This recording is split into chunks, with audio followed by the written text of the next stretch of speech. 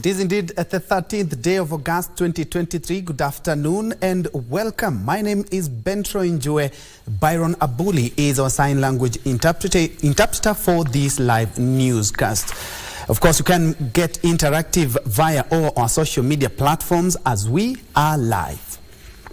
Now, straight to the news, we do begin with some politics from the Western region, where Speaker of the National Assembly, Moses Wetangula, has embraced Azimio la Umoja One Kenya coalition leader Raila Odinga's decision to cease anti-government protests to give dialogue a chance. Wetangula, who spoke during a burial in Bungoma County, expressed unwavering support for the bipartisan talks slated for Monday, saying it was the only way of resolving the country's issues rather than street protest. The Speaker implored Kenyans to exercise patience and afford the President time required to implement his visionary plans for the country, while also urging leaders to prioritize harmonious coexistence among the citizens. His sentiments were backed by Machakos Deputy Governor Francis Mwangangi, who however urged a bipartisan talks committee to advocate for the Ward Development Fund along with the National Government Constituency Development Fund. Ndugu yetu Raila Odinga amesema hataitisha maandamano Kenya tena kama solution ya mambo ya kisiasa. Na hiyo tunasema that is what we should have done in the first place. But now that we have done it, we salute you for seeing the sense that we have always been crying for. That when we have a problem as a people of this country, the solution lies in coming to the table to talk to each other, but not talk at each other. We need to have Ward Development Fund in also in that discussion. Pesa ikitoka Nairobi ikikuja county pia ikuwe na Ward Development Fund iweko pale. Ndio huyu mheshimiwa in case akileta kisirani na tusikizane na yeye, hawa watu hawataumia. Ni kweli ama si kweli? Mheshimiwa waliketi chini wakatetea sana CDF. Tulipoingia huko tukatetea hata sisi. Lakini round hii inasemekana ati it is part of the agenda.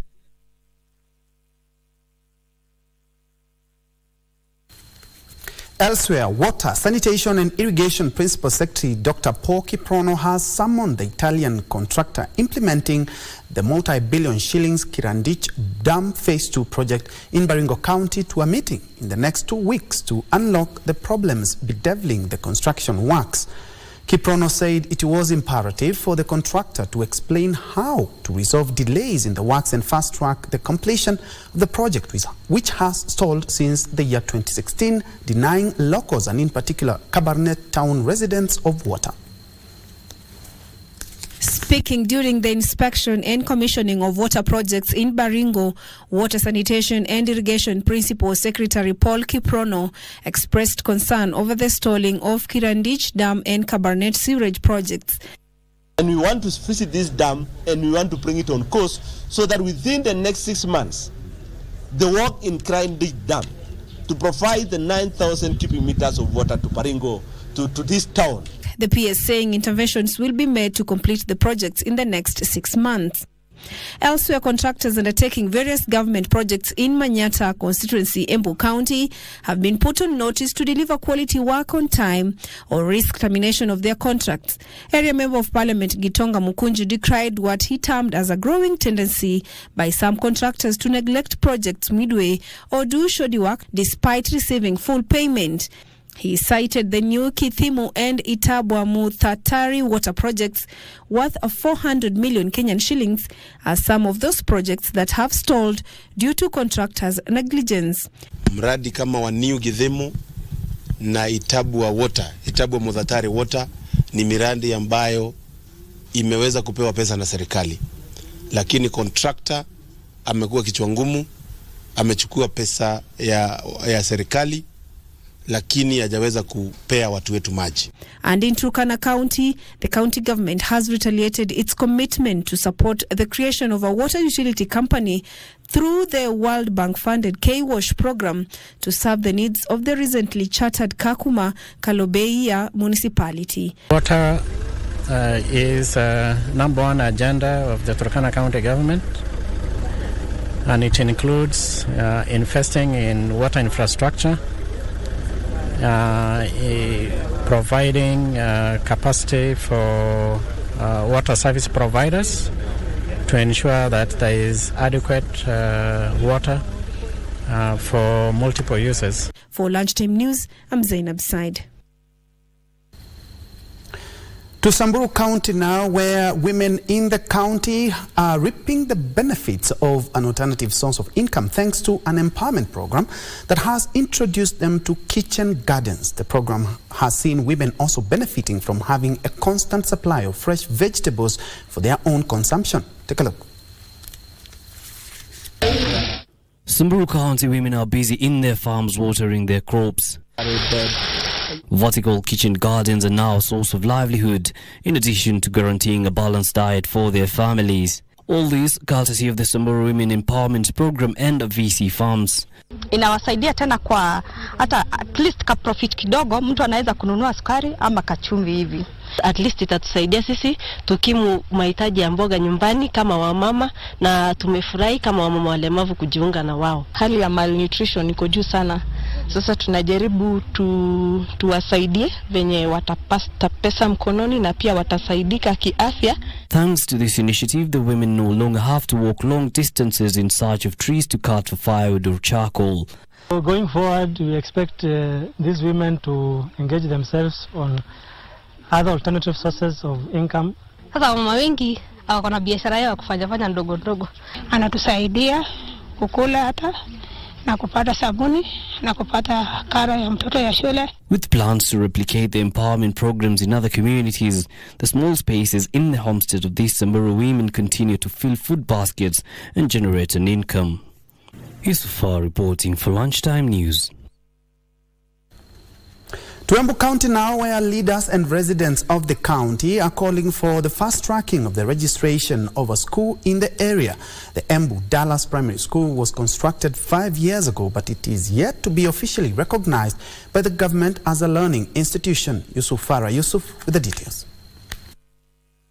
Located in Embu Town is the Embu Dallas Primary School that is not living up to its billing. Residents say 5 years into existence, it has only become a symbol of crime and other societal ills. Shule hii sasa imekuwa ni shule ambayo inatumiwa na vijana ambao ni criminals, wavuta bangi, na pia waizi sasa wamekuwa ndio sehemu yao ya kujificha. Parents say the school was meant to save them from long journeys in search of learning institutions for their children. Ni pesa ya serikali imelala hapa na haifanyiwi kazi. So ni vizuri pia iangalie registration hiyo ndio shule iweze kuendelea. The parents want the school registered and accorded all the necessary perks to save it from turning into a wasted resource. Tunamaliza mwaka, tunaenda mwaka mwingine tukitarajia shule itakuwa imesajiliwa, na kila kuchao shule haisajiliwi, watoto wanaendelea kuteseka. Yusufar reporting for Lunchtime News. Elsewhere, the government is rolling out major infrastructural development in public schools across the country in a move aimed at digitizing education to facilitate implementation of the competency-based curriculum KBC. Speaking at Kedureni Day Mixed Secondary School in Ementi Central Sub-County in Meru County, Member of Parliament Moses Kirima and his Tigania West counterpart Dr. John Mutunga noted the government was installing free Wi-Fi and computers in schools to ensure quality in education. The legislators at the same time asked parents to ensure their children do not miss class while cautioning learners to focus on their education. Kwa hapa na unasomesha mtoto wako ama unatarajia kusomesha mtoto wako, nataka kukushukuru. Niseme asante sana kwa kuchukua the most important options in life. Ile jambo unaweza kusaidia naye mtoto wako, and I'll tell you why. Kwa sababu mwanafunzi, mzazi ndiye anakinga mtoto wake na anamuonyesha njia. Hapo Kidongo lazima tuanze mambo ya technology ya kuweka Wi-Fi. Kidongo market na Kidhironi tunaweka hotspot na ile tunaita ICT hapo Kidongo Polytechnic, ili wanafunzi na wale watu wamemaliza shule wapate nafasi pale watakuwa wakienda kufanya kazi zao, mambo ya kuandika kazi kama hizo writings zinaandikwa Amerika na kutafuta kazi.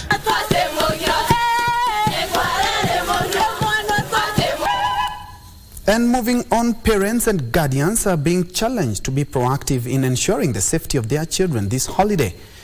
Matuga MP Kasim Tandaza says there are many sex predators on the prowl and they may take advantage of the holidays to drive up number of teen mothers.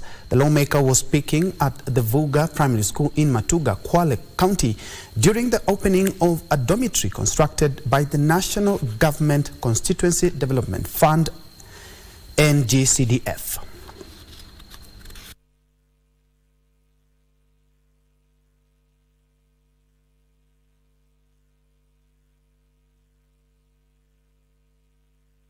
Wasichana wetu, watoto wetu wanatoka mbalimbali, sio kama vile mjini ambao shule ziko karibu. Wengine wanabidi watembee kilomita mpaka 7-8 kufika hapa. Na unajua wasichana wana changamoto sana. Wavulana pia wako nazo changamoto, lakini wasichana changamoto zao ni za zaidi.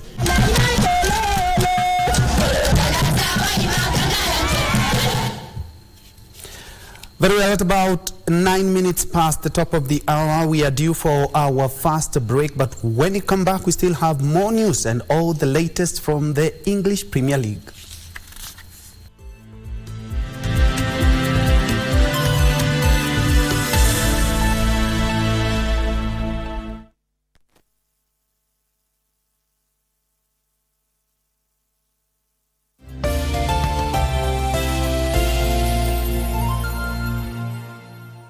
Vijana chapakazi wenye nguvu za ziada. My youth, uko na talent ya kusing, spoken word, kucompose jingles ama any other unexploited artistic talent.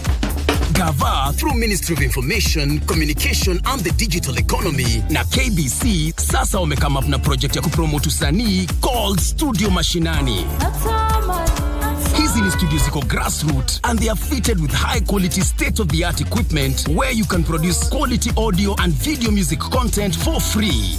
What's more, wanaoffer mentorship na talanta yako itakuwa promoted on KBC Channel 1 TV, Y254 na radio stations za KBC. Tembelea Studio Mashinani huko Comarox, Langata, Sauti House Mombasa, Kirwara huko Gatanga, Kitui next to Manyanyoni Chiefs Camp na Kisumu City wako hapo KBC station. Usilalie talent. This is your chance to commercialize and popularize your talent through Studio Mashinani. I got my child on the last year of high school. When everyone else was sitting for exam, I was busy pushing a baby out. Yes. So first, I became a mother. My dad is a preacher. Hello. Bwana asifiwe.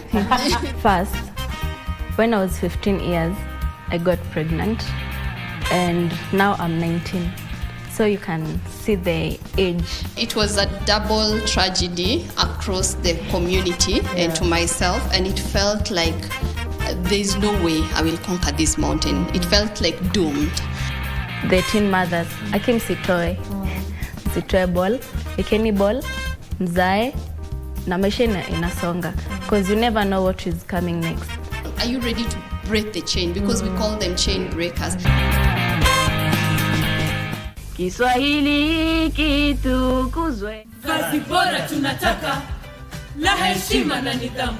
Porojo zenu ondoa, hatutaki munafiki.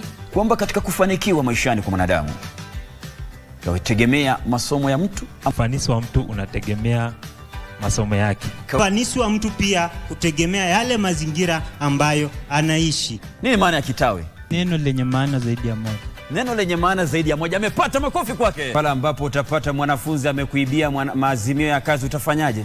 Basi utatumia andao la funzo kuweza kujitayarisha kwa kile kipindi ambacho kinafuata. Shukran. Ya Mungu muweza wa yote, aliingia rohoni mwangu kanipa kutulia.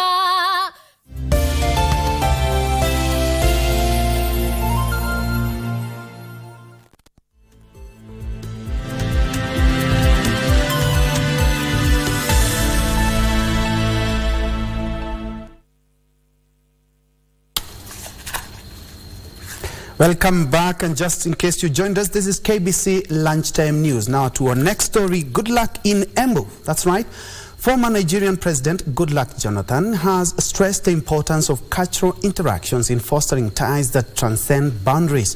He was speaking in Embu when he attended his nephew's traditional wedding at the Isaac Walton Inn Hotel in the county. Veteran politician Jeru Kadango, who led a delegation of Embu elders, said such interactions nurture cultures through generations to come. Thank you so much. We are here for a ceremony, a marriage ceremony. Without you coming, the marriage wouldn't have been so celebrated. But for you to be here to celebrate the marriage, we thank you. What is it that we expect here? Nothing more than a cultural interaction, mingling the Embu culture and the Nigerian culture. That is why we are here, and we are very proud that we are. And together.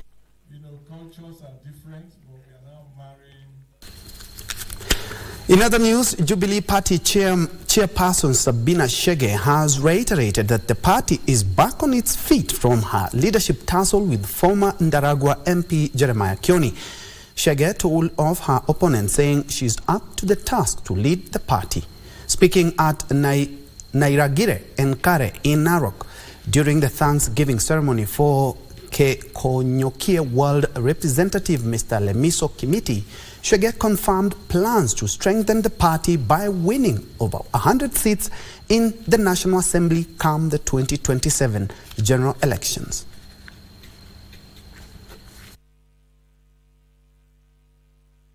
Hata mzee saa zingine mzee akitoroka nyumbani kidogo, yule mtu anaachangwa akiangalia boma ni nani na mama anachunga. Hata mzee akienda anabaki watoto wakiwa wachanga, unarudi hata after 60 years unapata boma imesimama kwa sababu mama yuko. Kwa hivyo nataka kuambia wale ambao ni wa Jubilee hapa, mama yuko gangari, mama ameshikilia Jubilee, tutawaita NDC na chama itaendelea kuendelea mbele. Kwa hivyo mimi nataka kuambia watu wa Jubilee, msikuwe na wasiwasi. Ile mnaona huko kotini ama wengine, maneno itatulia, mwaka imeisha na maneno iko sawa. Haya.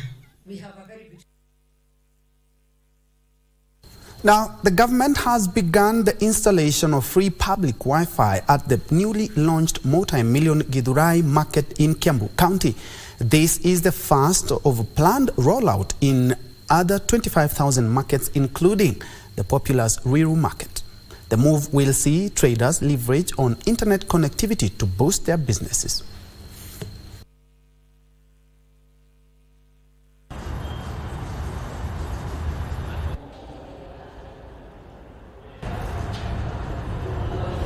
Kuwezesha wao kuinua biashara, sababu wale wananchi ambao wako sehemu zingine za nchi wataweza kupata access ya zile bidhaa zinauzwa kwa hili soko, na kwa hivyo wataweza kukuza mazao yao ya kibiashara kupitia huu mtandao. Moving on, youth have been challenged to consider their age as a resource and utilize it in self-advancement. This comes as the age segment of the country's population was currently on sport over crucial socio-economic and political issues. Speaking at Bitiku Kititu Central World Kitutu Churches South, a Nairobi-based youth leader and businessman Kevin Arwasa discouraged the youth against complaining about inflation without acting. He, however, urged the youth to come out and start with their little resources they had to develop themselves. Let people stop running or hiding behind leadership to say there is inflation. Inflation is world over. So what you and I will decide today to do to be able to manage this inflation is what counts. We must come out and do something to change this narrative. And it begins with the little that you have.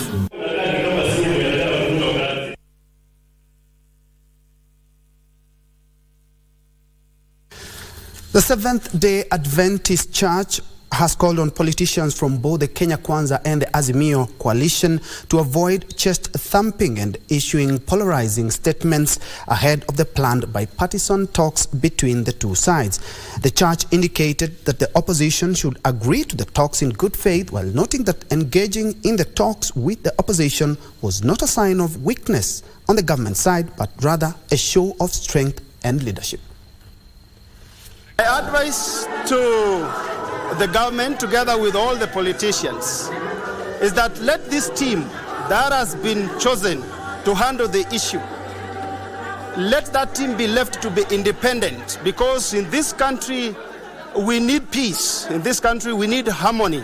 We want to request that our leaders, both sides, to put aside their politics and then go on with the discussion. Let us reason together. No one knows everything, and all of us can assist to ensure that the country is stable, is peaceful. Ukiangalia kama hapa kanisani tuko makabila yote, wakileta mambo kama hayo, sisi ambao tumelewa katika Kristo, hata hiyo ndio itaingia na vita zitaanza na hatutaendelea, tunarudisha nchi yetu nyuma.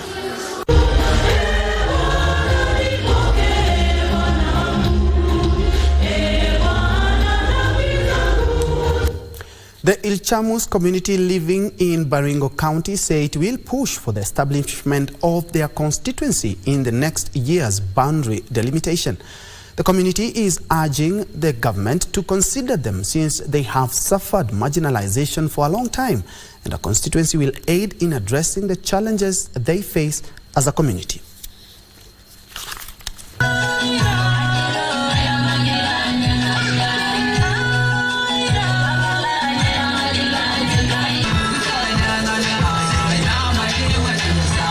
Sisi kama community tumelia sana kwamba katika Baringo hii sisi ndio hatuna constituency yetu ya Ilchamus, na wakati tutakapoenda hii maombi ya 2024 ya delimitation of boundaries, nyinyi kama Maasai na Samburu ambaye mko hapa, nyinyi mkipata sehemu yenu na mtunaendelea wote, si barabara mtapata, CDM itakuja, mnachagua kiongozi na tunaendelea kufanya kazi. Tusikuwe na wivu au tamaa ya kusema mwingine asipate. Tufanye tu taratibu, nataka tuanze tuweke kwanza district ama ilikuwa kitu kama hiyo, ili wakati masuala ya kukata constituencies zinapokuja, I will be among the first to give that proposal, and I have no problem with it.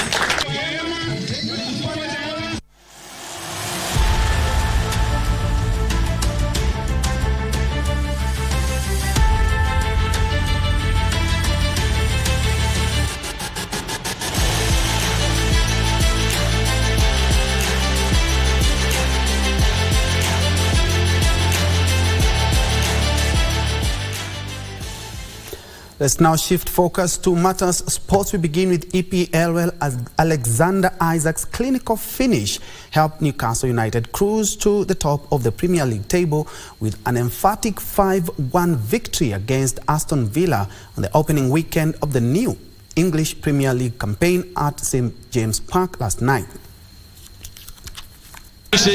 Newcastle tore into the visitors from earlier. Moussa Diaby cancelled out his fellow's debutant goal within 5 minutes, though beautifully controlling a half volley with his weaker foot after Ollie Watkins flick on. The technique to get off. Today at Stamford Bridge, Chelsea will miss Christopher Nkuku's services as they play Liverpool, while Brentford take on Tottenham Hotspurs. Elsewhere, world number 1 Iga Swiatek lost 6-2, 6-7, 6-4 to Jessica Pegula in the semi-finals of the Canadian Open. Meanwhile, Austrian Diminar won 6-1, 6-3 against Alejandro Davidovich Fokina in a wind-swept semi-final which was littered with service breaks. Jessica Pegula of United States stunned world number 1 Iga Swiatek to reach the final of WTA Montreal Open. Reigning French and US Open champion Swiatek produced an erastrin display against the American. Swiatek's serve was broken 11 times by 4th seed Pegula, who wrapped up victory over the 22-year-old Pole in 2 hours and 30 minutes. A chaotic first set opened with 5 straight break of serve before Pegler finally managed to hold to take a 4-2 lead.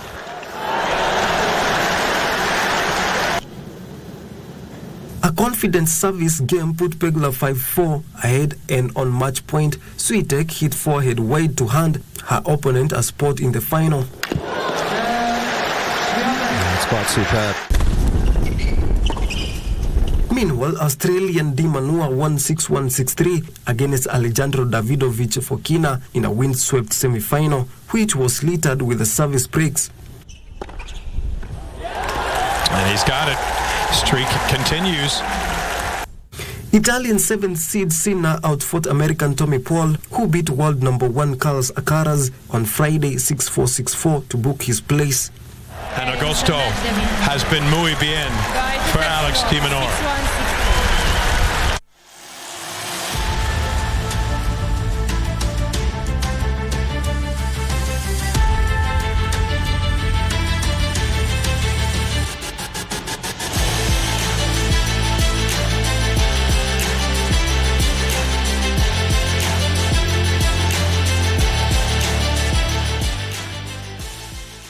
And before we wrap up, let's take another story from right here at home, where residents of Malindi in Kilifi County have been urged to stop messing up with the environment and ensure it is kept clean to reduce the effects of climate change. Kilifi County Government First Lady Suzanne Mungaro led Malindi stakeholders in marking the 59th cleanup exercise organized by the Progress Welfare Association of Malindi, and hailed them for taking the lead in combating the effects of climate change. Kilifi County First Lady Susanna Mungaro was joined by the various stakeholders, among them state and non-state actors, in the cleanup exercise. A clean and well-maintained environment speaks volumes about our values, our sense of responsibility, and our commitment to the well-being of every single resident. It reflects our love for the stunning natural beauty that surrounds us and our desire to preserve it for generations to come. The First Lady encouraged residents to reduce waste and promote recycling of products and teach others about responsible ways of waste disposal. Let us all remember that each piece of trash that we are going to pick up, each street that we are going to sweep, and each corner we clean contributes to a larger effort. It is not just about picking up litter. It is about fostering a culture of cleanliness, respect and pride. She asked the county government of Kilifi to support the noble cleanup exercise meant to keep Malindi green and blue. The government hailed POAM for organizing the monthly cleanup and urged residents in the towns of Kilifi County to embrace the idea and keep them clean as well. Beatrice Gatonyangetich, Lunchtime News.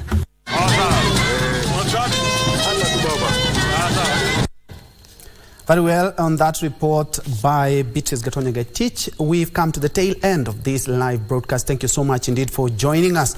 And as we begin the new week, I remind you to raise your words and not your voice. Remember, it is the rain that grows flowers and not thunder. Byron Abuli has been our sign language interpreter for this live newscast. My name is Njue, wishing you a fruitful week ahead.